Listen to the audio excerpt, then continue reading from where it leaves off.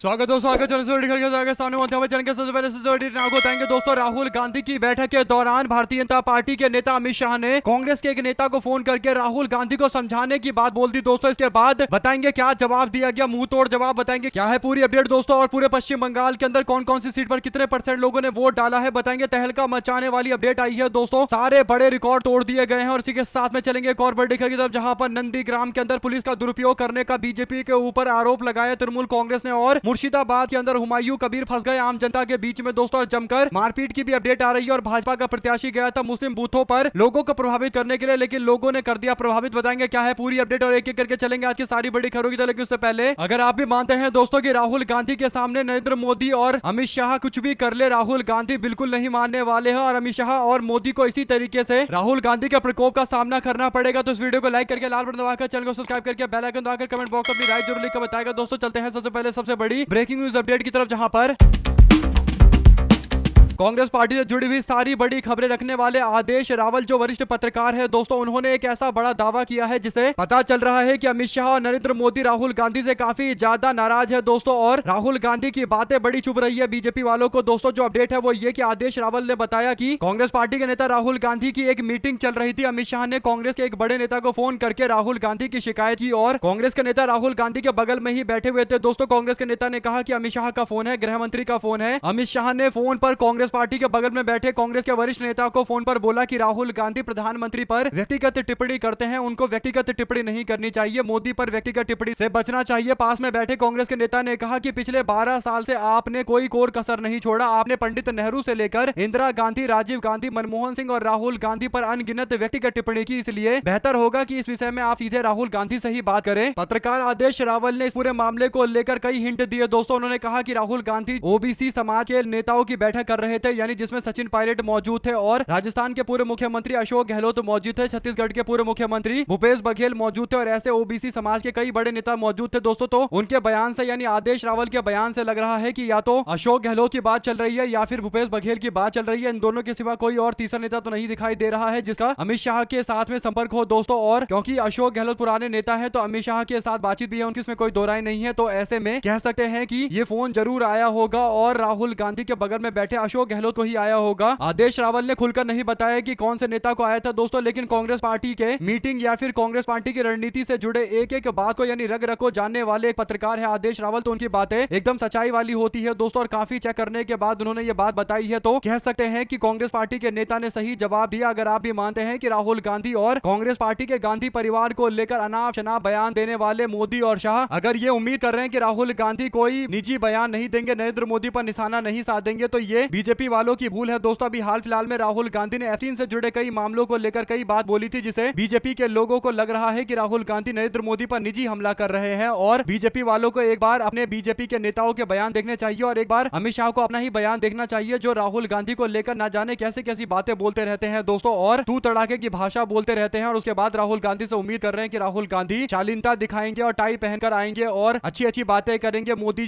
जी बोलेंगे। तो ऐसा बिल्कुल नहीं है। अगर आप भी मानते हैं कि राहुल गांधी समझ चुके हैं कि अब भारत की राजनीति में शालीनता की राजनीति खत्म हो चुकी है और अब चुनाव और पूरी तरीके से आर पार की लड़ाई लड़ी जाती है, इसलिए सभ्यता और संस्कृति और समान संकोच जैसे शब्द अब भारतीय राजनीति की डिक्शनरी में नहीं रहे हैं दोस्तों। 2014 के बाद से ही पूरी स्थिति बदल गई, जब कांग्रेस की सरकार धड़ाधड़ बीजेपी के केंद्र सरकार की पावर का इस्तेमाल करके गिराया गया दोस्तों। तभी से ही ये तय हो गया था कि बीजेपी वाले भारत की राजनीति को एक खराब दौर में लेकर जा रहे हैं। और अब अमित शाह फोन कर रहे हैं, तो इससे पता चल रहा है कि बीजेपी वालों को कितना डर लग रहा है कि राहुल गांधी नरेंद्र मोदी पर खुलकर बोलते हैं। अपनी राय जरूर लिखकर बताएगा दोस्तों। ज्यादा से ज्यादा वीडियो को शेयर कीजिएगा। साथ साथ पश्चिम बंगाल के विधानसभा चुनाव में एक जबरदस्त तरीके का चमत्कार ही कहा जा सकता है दोस्तों, क्योंकि बंगाल के अंदर अमूमन 83% के आसपास वोट डाला जाता था, यानी एवरेज देखें तो 83-84% के आसपास वोट डाला जाता था। लेकिन बीते दिन तो 6 बजे के आसपास का आंकड़ा अगर आप देखेंगे तो 90% ज्यादातर सीटों पर आंकड़ा पार हो चुका है दोस्तों, यानी वोटिंग परसेंटेज, मतदान प्रतिशत में भारी इजाफा देखने को मिला है। और अंतिम आंकड़ों में तो ये और ज्यादा आंकड़ा बढ़ेगा दोस्तों। 5 बजे तक जो बताया गया उसके अनुसार दक्षिण दिनाजपुर में 93% वोट पड़ा, कूच बिहार में 92% वोट पड़ा दोस्तों, और वीरभूम में 91% के आसपास वोट पड़ा और मुर्शिदाबाद के अंदर 91%, पश्चिमी मेदिनीपुर में 90%, झारग्राम में 90%, बांकुरा के अंदर 89% और उत्तर दिनाजपुर में 89%, मालदा में 89% यानी 90 कह सकते हैं, पुरुलिया में भी 87%, दार्जिलिंग में 86%, क्लिम्पोंग के अंदर 81% और पूर्वी मेदिनीपुर में 88%, अलीपुर द्वार में 88% और पश्चिमी बर्धमान के अंदर भी 86% वोट पड़े हैं। दोस्तों अगर आप गौर से देखेंगे तो 3 ऐसे जिले हैं जो मुस्लिम बाहुल्य जिले कहे जा सकते हैं। एक तो मालदा जिला है जहां पर लगभग 90% वोट पड़ा है, यानी यहां पर भी बम्पर वोटिंग की खबर आई है। दोस्तों दूसरा उत्तर दिनाजपुर का इलाका है, यहां पर भी 90% के आसपास वोट पड़ा है और जो तीसरा जिला है दोस्तों वो मुर्शिदाबाद का है, यहां पर तो लगभग 92% के आसपास वोट पड़ा है। तो मुस्लिम बाहुल्य इलाके के अंदर भी बम्पर वोटिंग हुई है। इसके पीछे सबसे बड़ा कारण यह है कि एसआईआर करके कई लोगों के नाम काटे गए और मुस्लिम परिवार के लोगों के नाम काटे गए, जिससे परिवार के अन्य लोग जिनका नाम जुड़ा हुआ है अभी लिस्ट में, उनके अंदर एक डर है दोस्तों, वो जानते हैं कि अगर उनका नाम काट दिया गया तो उनको कई सारे सरकारी सुविधाओं से वंचित किया जा सकता है और यहां तक कि बांग्लादेशी होने का टैग लगाया जा सकता है। इसीलिए इस बार वोट डालना पूरी तरीके से मजबूरी है और इसीलिए भारी संख्या में मुस्लिम मतदाताओं ने खासकर इन जिलों के अंदर वोट डाला है। दोस्तों हालांकि जो देखे तो ओवरऑल यानी पूरे पिक्चर को देखे तो समझ में आएगा कि हिंदू मतदाता भी एसआईआर के कारण डरे हुए थे। ऐसे में हर क्षेत्र के अंदर बम्पर वोटिंग हुई है, डंके की चोट पर ये बम्पर वोटिंग हुई है दोस्तों, बल्कि बम्पर से भी बम्पर कहा जा सकता है। आप लोग अपनी राय जरूर लिखकर बताएगा। साथ साथ चलते हैं एक और बड़ी अपडेट की तरफ, जहां पर तृणमूल कांग्रेस ने बीते दिन नंदीग्राम में पुलिस पर भारतीय जनता पार्टी के पक्ष में मिलकर काम करने का आरोप लगाया। दोस्तों विपक्ष के नेता शुभेंदु अधिकारी ने पश्चिम बंगाल विधानसभा चुनाव के पहले चरण के मतदान के दौरान सत्तारूढ़ पार्टी समर्थित गुंडों द्वारा इलाके में लोगों को धमकाए जाने का आरोप लगाया। दोस्तों राज्य के मंत्री शासी पंजा और एक प्रेस कॉन्फ्रेंस को संबोधित करते हुए आरोप लगाते हैं कि पूर्वी मेदिनीपुर जिले के नंदीग्राम में तैनात पुलिसकर्मी बीजेपी के पक्ष में काम कर रहे थे। उन्होंने कहा कि तृणमूल कांग्रेस के एक प्रतिनिधि मंडल ने मुख्य निर्वाचन अधिकारी मनोज अग्रवाल से मुलाकात की और औपचारिक शिकायत दर्ज कराई, जिसमें 2 पुलिस अधिकारी को चुनावी ड्यूटी से हटाने का आग्रह किया गया। राज्य मंत्री ने दावा किया कि इन अधिकारियों की उपस्थिति मतदान प्रक्रिया में निष्पक्षता को लेकर गंभीर चिंताएं पैदा कर रही है। यानी बीजेपी के लोग सत्ताधारी पार्टी टीएमसी के लोगों को टीएमसी के गुंडे बताकर कह रहे हैं कि वो लोग चुनाव के नतीजों को प्रभावित करने की कोशिश कर रहे हैं। इसके इतर दोस्तों भाजपा वालों पर भी आरोप लग रहे हैं। नंदीग्राम का चुनावी दंगल तो जोरदार तरीके का देखने को मिल रहा था। बीते दिन तो बीजेपी के नेता काफी ज्यादा भड़क गए थे दोस्तों और एक बूथ पर जाकर कह रहे थे कि मैं इस बार इनको ठीक कर दूंगा। इस तरीके की बातें चल रही थी। इसे पता था कि कहीं ना कहीं नंदीग्राम के अंदर इनके करीबी व्यक्ति ने यानी शुभेंदु अधिकारी के करीबी व्यक्ति ने, जिसने पिछली बार नंदीग्राम के अंदर शुभेंदु अधिकारी को चुनाव जिताने का काम किया था दोस्तों, इस बार इनको मुकाबला अपने ही लोगों से मिल रहा है क्योंकि राज्य के मंत्री इस इलाके के अंदर काम कर रहे हैं। दोस्तों साथ साथ चलते हैं एक और बड़ी अपडेट की तरफ, जिसमें 1000 करोड़ का डील बीजेपी से करने के आरोप जिस नेता के ऊपर लगे दोस्तों, यानी आम जनता यूनियन पार्टी यानी एजेयूपी के प्रमुख हुमायूं कबीर ने वीरवार को यानी बीते दिन आरोप लगाया कि सत्ताधारी तृणमूल कांग्रेस ने उनकी पार्टी के कई उम्मीदवारों को खरीद लिया है, जिसके कारण उन्हें कम सीटों पर चुनाव लड़ना पड़ रहा है। कबीर ने सुबह मतदान के शुरुआती घंटों में अपना वोट डालने की कोशिश की दोस्तों, तो उनको गाँव में जोरदार तरीके से विरोध का सामना करना पड़ा। तृणमूल कांग्रेस करने वाले कार्यकर्ता यानी तृणमूल कांग्रेस से जुड़े कार्यकर्ताओं ने गो बैक वापस जाओ के नारे लगाए और यहां तक कि स्थानीय तृणमूल कांग्रेस के नेतृत्व ने बीजेपी का एजेंट बताते हुए नारेबाजी की। और ऐसे में हर जगह आम जनता यूनियन पार्टी के नेता हुमायूं कबीर के साथ ऐसा ही हो रहा है दोस्तों। हुमायूं कबीर को कोई भी छोड़ने को तैयार नहीं है। सबको पता है कि हुमायूं कबीर का जो स्टिंग ऑपरेशन आया था, जिसमें उन्होंने 1000 करोड़ रुपए भाजपा से लेने का दावा किया था, उसके बाद आम जनता समझ गई कि ये एक बड़े साजिश के तहत मुस्लिम समाज के लोगों के वोटों को डिवाइड करने के लिए यानी मतदाता को विभाजित करने के लिए, मुस्लिम मतदाताओं को विभाजित करके कमजोर करने की साजिश में जुड़े हुए हैं। और जब इनका स्टिंग ऑपरेशन वायरल हो गया तो उसके बाद चाहे मंच हो या फिर वोट देने का टाइम हो, इनको जोरदार तरीके से विरोध का सामना करना पड़ रहा है दोस्तों। अगर स्टिंग ऑपरेशन नहीं आया होता तो अब तक इनको गोदी मीडिया वाले ने बड़ा स्टार बना दिया होता और इस तरीके से माहौल क्रिएट किया गया होता कि इनसे बड़ा मुस्लिम नेता कोई है ही नहीं, ताकि टीएमसी को नुकसान पहुंचाया जाए। वो तो भला हो टीएमसी के नेताओं का कि उन्होंने इनका स्टिंग ऑपरेशन करके पब्लिक के बीच में लाकर रख दिया और भारतीय जनता पार्टी के साथ में मिला जुला होने की पूरे सबूत के साथ में जनता को बता दिया, जिसके बाद मुस्लिम मतदाता जो इनके बयानों में आ गए थे हुमायूं कबीर के और भटक सकते थे, टीएमसी से अलग हो सकते थे, वे लोग लाइन पर आए और समझ गए कि टीएमसी के खिलाफ ये बड़ी साजिश चल रही है। आप लोग इस पर अपनी राय जरूर लिखकर बताएगा दोस्तों। ज्यादा से ज्यादा वीडियो को शेयर कीजिएगा। साथ साथ चलते हैं एक और बड़ी अपडेट की तरफ, जहां पर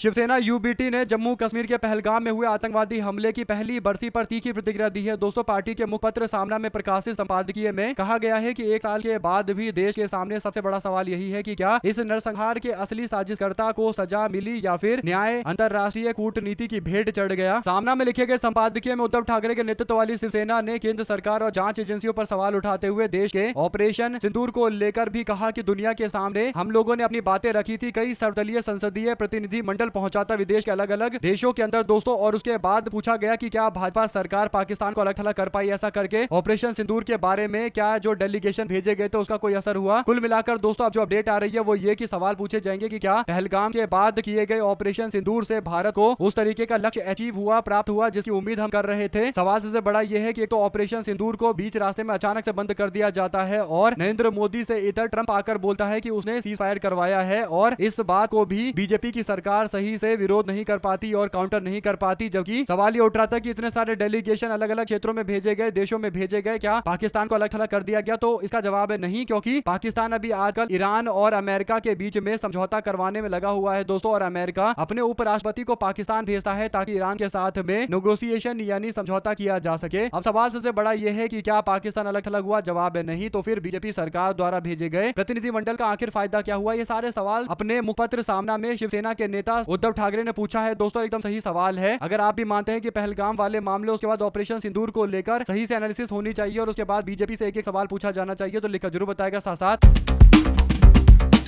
पश्चिम बंगाल के कुमारगंज विधानसभा के लोगों को शक हुआ कि बीजेपी प्रत्याशी वोटिंग को प्रभावित करने के लिए बूथ के चक्कर काट रहे हैं तो उन्होंने उसको वहां से खदेड़ दिया। ये काम तो सुरक्षा बलों को करना चाहिए था। बीजेपी के नेता को जिस तरीके से पीटा गया, थप्पड़ मारा गया दोस्तों और सोशल मीडिया पर वीडियो भी काफी शेयर किया गया तो लोगों ने कहा कि ऐसा बिल्कुल नहीं होना चाहिए। बीजेपी के नेता अपने क्षेत्र में गए थे लेकिन आम जनता को शक हुआ कि ये वोट को प्रभावित करने के लिए आए हैं और इसीलिए इनके खिलाफ जोरदार तरीके की कार्रवाई की गई है और इनको थप्पड़ भी मारे गए हैं। ऐसे में बीजेपी के प्रत्याशी पर हुए हमले को लेकर बीजेपी के लोगों का मानना है कि ये टीएमसी के कार्यकर्ताओं ने हमला किया है। जबकि सवाल ये उठता है कि बीजेपी के नेता को और ज्यादा पुलिस फोर्स वगैरह लेकर जानी चाहिए थी और अगर वो सही थे तो उनको और फोर्स लेकर आना चाहिए और सब पर मुकदमा कराना चाहिए अगर गलत तरीके से पड़ मारा है तो। वरना बीजेपी के नेता को जवाब देना चाहिए कि क्या वो वाकई वोट को प्रभावित करने के लिए गए थे, क्योंकि आम जनता काफी परेशान है बीजेपी के नेताओं की हरकतों को लेकर दोस्तों। और खासकर पश्चिम बंगाल में जिस तरीके से मतदान और वोटों को प्रभावित करने की कोशिश की जा रही है। इसी के साथ में डॉक्टर SY कुरैशी जो पूर्व इलेक्शन कमीशन के चीफ है दोस्तों, उनका एक बयान आता है। वो कहते हैं कि चुनाव आयोग को इस बात पर ध्यान रखना चाहिए कि शाम 6 बजे के बाद अगर कोई व्यक्ति कतार में लगता है वोट डालने के लिए, यानी लंबी लंबी कतारें 6 बजे के बाद भी अगर लगी हुई है तो सबको एक पर्ची दे दिया जाए, पर्ची में नंबर लिख दिया जाए 1 2 4 करके और लिमिटेड पर्ची दी जाए। बोला जाए कि इसके बाद वोट नहीं डालने दिया जाएगा और उन लोगों को पर्ची के आधार पर वोट डलवा दिया जाए, क्योंकि इससे हमें पता चलेगा कि कितनी पर्ची जारी की गई है और कितने नए मतदाता 6 बजे के बाद वोट देने के लिए आए हैं या लाइन में लगे हुए थे और उनको मौका नहीं मिल रहा था। तो ऐसे में दोस्तों अगर आप भी मानते हैं कि 6 बजे के बाद जब वोटिंग बंद करने की बात है लेकिन लाइन में लोग लगे हैं तो वोट डलवाना पड़ेगा, तो सवाल ये उठता है कि कितना डलवाना पड़ेगा? क्या वोट पूरी रात डलते रहेंगे और इसे चुनाव के आंकड़ों में बड़ा बदलाव नहीं होगा? सवाल सबसे बड़े यही है दोस्तों। और कहीं ना कहीं ये कई सारे रिपोर्ट में दावा किया जाता है कि शाम 6 बजे के बाद भारी संख्या में वोट डाले जाते हैं, जिससे कहीं ना कहीं चुनाव की प्रक्रिया गंभीर सवालों के घेरे में आ जाती है। आप लोग अपनी राय जरूर लिखकर बताएगा। साथ साथ पटना हाईकोर्ट ने कुशवाहा कोयरी जाति के लोगों के लिए एक अहम फैसला दिया है। कोर्ट ने कहा कि कुशवाहा जाति के लोग अति पिछड़ा जाति का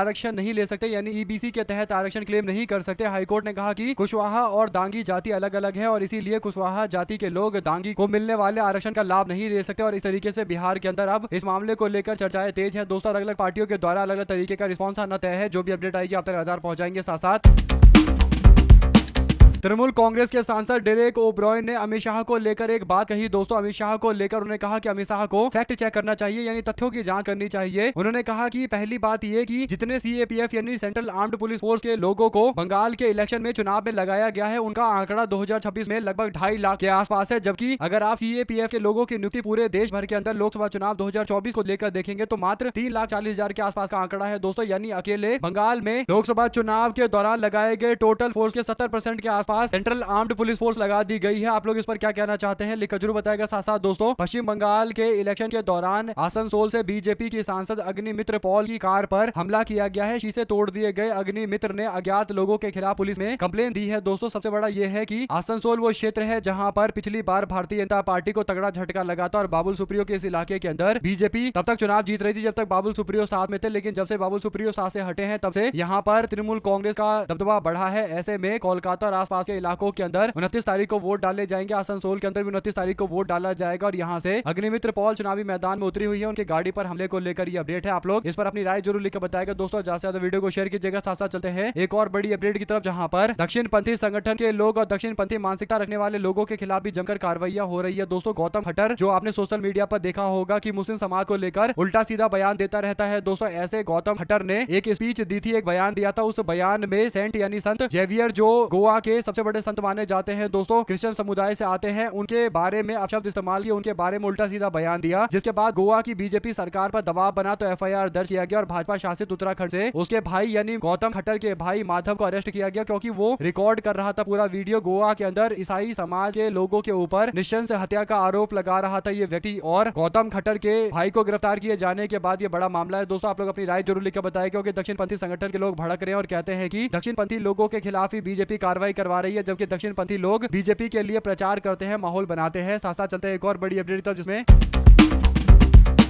दिल्ली के नए मेयर बनाए गए हैं प्रवेश वाही, क्योंकि बीजेपी ने नए मेयर के चुनाव को लेकर उम्मीदवार तय करना था दोस्तों। भारतीय जनता पार्टी ने मेयर और डिप्टी मेयर और नेता सदन और स्थायी समिति के सदस्य के लिए अपने उम्मीदवारों का नाम ऐलान कर दिया है। बीजेपी ने जो नामांकन दाखिल करवाया है दोस्तों, उसमें प्रवेश वाही जो रोहिणी 53 वार्ड से पार्षद है, उनका नाम आगे किया गया है। उप महापौर के तौर पर मोनिका पंत का नाम आगे किया गया है, जो 206 आनंद विहार से पार्षद है, जबकि सदस्य स्थायी समिति और नेता सदन श्री जय भगवान यादव को 27 वार्ड संख्या बेगमपुर से जो पार्षद है उनको आगे किया गया है। तो ऐसे में देखें तो ये यहाँ से आराम से चुनाव जीत जाएंगे दोस्तों। देश की राजधानी दिल्ली को जल्द ही नया मेयर मिलने जा रहा है, और क्योंकि आम आदमी पार्टी यहाँ पर अब चुनावी मैदान में नहीं उतरेगी और कांग्रेस पार्टी उम्मीद कर रही थी कि आम आदमी पार्टी अगर अपना उम्मीदवार उतारती है तो कांग्रेस सपोर्ट करेगी, तो उसके बाद अच्छा मुकाबला देखने को मिलेगा। लेकिन आम आदमी पार्टी नहीं चाहती है कि बीजेपी के सामने यहाँ कोई चुनौती दी जाए, क्योंकि आम आदमी पार्टी को पता है कि अगर ऐसा करेंगे तो पार्षदों को तोड़ने के लिए पैसे दे दिए जाएंगे और बाद में आम आदमी पार्टी के पार्षदों की संख्या और कम हो जाएगी। पिछली बार भी 12-13 भाग गए थे, क्योंकि सारा खेल फिर पैसे का शुरू हो जाता है। आप लोग इस पर क्या राय देना चाहते हैं दोस्तों, लिखकर जरूर बताएगा। साथ साथ चलते हैं एक और बड़ी अपडेट तक, जहां पर बंगाल चुनाव के दौरान कई सारे मीडिया वालों का भी जोरदार विरोध किया जा रहा है दोस्तों। ऐसे ही मीडिया के विरोध की एक तस्वीर, एक वीडियो सामने आता है, जहां पर एक व्यक्ति ने गोदी मीडिया बताते हुए मीडिया वालों को जमकर फटकार लगाते हुए कहा कि आप यहां आकर मतों को प्रभावित यानी वोटों को प्रभावित करने की कोशिश कर रही है, आपको ऐसा नहीं करने दिया जाएगा। बंगाल चुनाव के मद्देनजर गोदी मीडिया बताकर विरोध किया गया दोस्तों। बीजेपी के नेताओं की पिटाई भी हुई है, ये भी एक खबर आई थी। उसके बाद मीडिया वालों को गो बैक के नारे भी सुनने पड़ रहे हैं। तो पहले चरण के चुनाव के अंदर इसी तरीके का माहौल है, तो कह सकते हैं कि तृणमूल कांग्रेस के लिए कहीं ना कहीं एक पॉजिटिव रवैया तो है दोस्तों। खासकर ममता बनर्जी को लेकर जिस तरीके की योजना ममता बनर्जी ने धरातल पर उतारी है, चाहे लकी भंडार योजना हो या फिर जुगोश्री योजना हो या फिर और कई तरीके की स्कीम हो, आम जनता तक पहुंचाए, तो आम जनता ममता बनर्जी का नाम काफी ले रही है दोस्तों। ऐसे में मीडिया वाले, खासकर जो हिंदी मीडिया वाले हैं, वो पहुंचते हैं पूछने के लिए, तो आम जनता भड़क जाते हैं, क्योंकि उनको लगता है कि ये बीजेपी के बारे में यहाँ सुनने आए हैं और बीजेपी का माहौल है, इस तरीके की बातें केवल करना चाहते हैं और इसीलिए उनका विरोध भी हो रहा है कई जगह पर। साथ साथ दोस्तों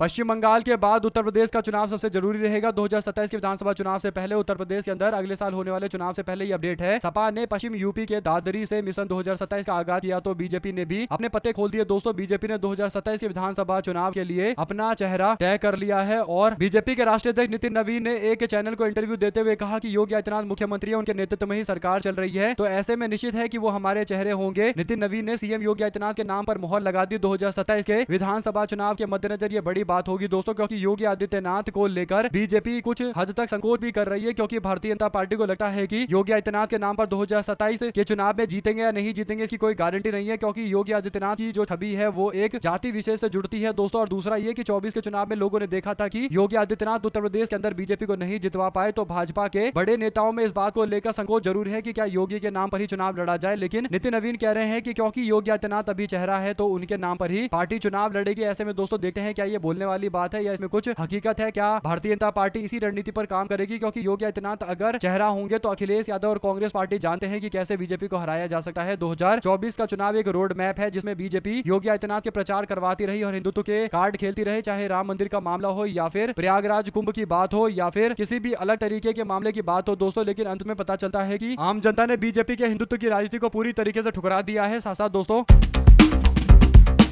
कोलकाता हाईकोर्ट ने बुधवार को 22 अप्रैल को चुनाव आयोग के द्वारा लगभग 800 लोगों के द्वारा जारी की गई लिस्ट पर रोक लगाई थी दोस्तों। इस पर अब तृणमूल कांग्रेस ने तारीफ की और कहा कि बिल्कुल सही कदम उठाया गया है। उपद्रवी लोगों को ऐसे करार नहीं दिया जा सकता। विधानसभा चुनाव से पहले यानी 23 तारीख को बीते दिन जब वोट डाला गया, उससे पहले ये लिस्ट जारी की गई थी दोस्तों, जिस पर रोक भी लगा दी गई। हाईकोर्ट ने प्रारंभिक तौर पर कहा कि जब चुनाव संबंधित अपराध पहले से ही विधि द्वारा नियंत्रित है, तब फिर चुनाव आयोग को यानी निर्वाचन आयोग को ऐसे व्यापक निर्देश जारी नहीं करने चाहिए। जस्टिस सुजय पॉल और जस्टिस पार्थ सारथी सेन के द्वारा यह आदेश जारी किया गया है और आदेश करते हुए कहा गया कि किसी संज्ञेय अपराध या विधिक आधार के अभाव में निर्वाचन आयोग लोगों के खिलाफ निर्वाचन हिरासत का आदेश जारी नहीं कर सकता। अदालत ने इस सूची को लांछन भी बताया है क्योंकि इसे लोगों के मतदान के अधिकार को प्रभावित किया जा रहा है। आप लोग इस पूरे मामले पर अपनी राय जरूर लिखकर बताएगा दोस्तों, ज्यादा से ज्यादा वीडियो को शेयर कीजिएगा। साथ साथ चलते एक और बड़ी अपडेट की तरफ, जहां पर डोनाल्ड ट्रंप के द्वारा दिए गए बयान पर भारत इसकी आलोचना क्यों नहीं कर रहा, ये एक बड़ा सवाल है दोस्तों, क्योंकि MEA यानी मिनिस्ट्री ऑफ एक्सटर्नल अफेयर्स के स्पोक पर्सन से ये सवाल पूछा गया कि डोनाल्ड ट्रंप ने भारत को लेकर गलत शब्द का इस्तेमाल किया है, हेल होल का इस्तेमाल करने वाली बात कही है, यानी एक ऐसी जगह बताई है जो काफी ज्यादा खराब जगह है, यानी अनप्लेजेंट बेकार जगह है। तो ऐसे में दोस्तों भारत को बदनाम करने के लिए ट्रंप का जो मन कर रहा है वो बोल रहा है दोस्तों। और बड़ी बात यह है कि सामने से कोई जवाब देने वाला नहीं है। Narendra Modi my friend Trump, my friend Donald Trump करते रह जाते हैं और वहां से ट्रंप भारत को लेकर ना जाने कैसी कैसी बातें करता है दोस्तों। ऐसे में अगर आप भी मानते हैं कि नरेंद्र मोदी के कमजोरी के कारण ही ट्रंप का जो मन करता है वो बोलकर चला जाता है दोस्तों, इसकी इतनी निंदा की जाए उतना कम है। तो इस वीडियो को लाइक करके लाल बटन दबाकर चैनल को सब्सक्राइब करके बेल आइकन दबाकर कमेंट बॉक्स में अपनी राय जरूर लिखकर बताएगा। बहुत बहुत धन्यवाद दोस्तों का। जय हिंद।